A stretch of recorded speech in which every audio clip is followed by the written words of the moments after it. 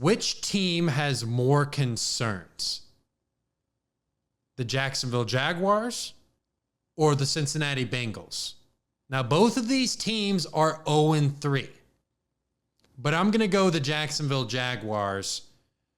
They haven't scored 20 points once this year in the first 3 games. They got absolutely blown out in Buffalo by 37. Trevor Lawrence looks like a shadow of himself. He's lost 8 straight starts, including last year. And they've been blowing leads. It's the way Jacksonville is losing these games, to me. They had a 17-3 lead against the Dolphins week 1. They had a 14-0 lead against the Browns week 2. And then in the Bills, they couldn't really get any sort of rhythm. But let's hear from Trevor Lawrence here. He did not have the greatest game. He even admits that. He even admits it. He didn't have the greatest game. And they're paying him $55 million a year. So you can't bench the man. Mac Jones came in and had a fumble. But Jacksonville has mistakes they need to clean up. At some point, you got to go do it, in the game. And we haven't been able to do that yet. So don't have a great answer for you right now. I think, obviously watching the tape's going to help. And, we got to fix the mistakes that are showing up. And there's plenty of them to pass around to everybody. So, we're the ones that got to make the corrections. And at the end of the day, when we step on that field, we got to make the plays. And I think that's what we're lacking right now is we're not making the plays. We're in positions to do it and not doing it. So Lawrence completed 55% of his passes in that game. He was sacked 4 times. He had a 19 quarterback rating. That is horrendous.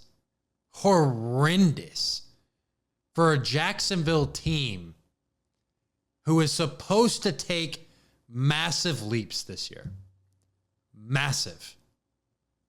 And they just haven't looked like a team that is going to be good. And I feel like they have the talent. They do have the talent. In week 1, I was watching the Dolphins-Jags game. I was like, the Jags look really, really good to start this game. They look like a team that can be a force to reckon with. And then they go 0-3. And that's a big disappointment because Trevor Lawrence came out of Clemson, was drafted number 1 overall, and was being compared to Peyton Manning. I mean, that's the ceiling that this guy has. He can be that good. He's won a playoff game. He's had experience. He needs to take this team by the reins and guide them.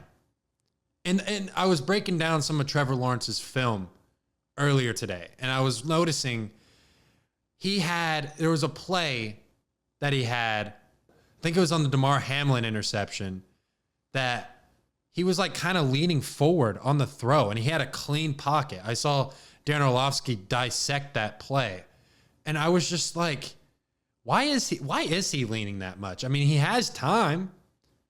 He's getting protection. It's not like he's not getting protection. He has the weapons. He has the running back. I mean, there's no excuses for the Jacksonville Jaguars. None. And maybe if Trevor Lawrence goes 0-7, bench him. But can you? I mean, he's $55 million. I mean, this guy's expensive. The Jacksonville Jaguars invested so much money in this guy. You can't just throw him to the bench.